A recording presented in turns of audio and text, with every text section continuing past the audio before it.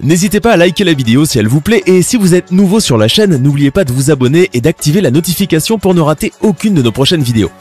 N'hésitez pas à liker la vidéo si elle vous plaît et si vous êtes nouveau sur la chaîne, n'oubliez pas de vous abonner et d'activer la notification pour ne rater aucune de nos prochaines vidéos. N'hésitez pas à liker la vidéo si elle vous plaît et si vous êtes nouveau sur la chaîne, n'oubliez pas de vous abonner et d'activer la notification. Et pour en parler, j'accueille à mes côtés le chef du service des maladies infectieuses et tropicales à l'hôpital Bichat. Bonjour, Yazdan Pana. Bonjour. D'abord, il y a un risque pour ceux qui voyagent ou rentrent de séjour en RDC? Alors, il faut savoir que l'épidémie, pour l'instant, effectivement, il y a une épidémie depuis août 2018. Comme vous l'avez dit, c'est la deuxième plus grande épidémie d'Ebola, mais c'est au niveau de Nord Kivu. Il ne faut pas généraliser à l'ensemble de RDC. C'est une partie de RDC. Après, depuis hier, donc, il y a eu ce cas en RDC, à Goma. Alors, c'est sûr, comme l'a dit le directeur de l'OMS, c'est un facteur important parce que Goma, c'est 1 million d'habitants. Voilà, plus d'1 million d'habitants. Et c'est important parce que malheureusement, l'épidémie d'Ebola en milieu urbain peut se propager assez rapidement. Mais il y a des facteurs importants, je pense qu'il faut rappeler ici. Allez-y, on vous écoute. Premièrement, il s'agit d'un patient qui est en début des symptômes. Il a fait 2 jours de voyage de zone d'épidémie, Nord Kivu, Butembo, très exactement, vers Goma.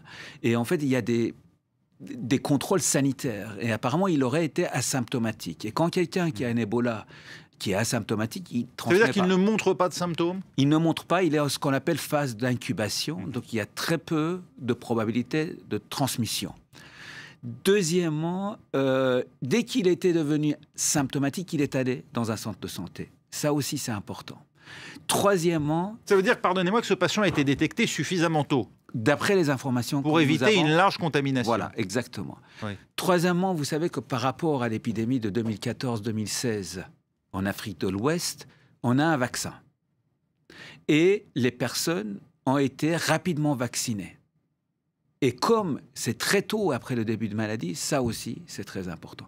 Donc oui, c'est alarmant, un cas à Goma, mais par contre, il y a des facteurs positifs. Ça veut dire qu'il y a un progrès dans la détection, la prévention et la prise en charge sanitaire. On a appris depuis la crise d'il y a 6 ans? Heureusement, on a appris, mais malheureusement, on a appris parce qu'il y a eu beaucoup de cas. 11 000 morts. Hein. Voilà. Donc là, sur l'épidémie actuelle, il y a eu 1 300 morts. Sur l'épidémie ancienne, comme vous dites, 11 000 morts. Et en fait, là, ça fait près de 1 an qu'il y a une épidémie. Donc effectivement, si tout ce qui a été mis en place, vraiment a été mis en place, c'est quand même très positif pour diminuer l'épidémie. On a compris, pour pouvoir mieux prévenir à l'avenir, les raisons de l'apparition d'Ebola, la manière dont ce virus se contracte dans des régions parfois très distantes les unes des autres. Alors, c'est justement quelque chose sur lequel on travaille. Hein. Il y a la transmission par les chauves-souris, il y a la transmission par le faune sauvage. Après, une fois que c'est démarré, c'est transmission personne à personne. Là, on a de 9e épidémie d'Ebola en RDC, c'est beaucoup. Il y a des travaux de recherche en cours pour essayer de mieux comprendre pourquoi il y a émergence de l'épidémie.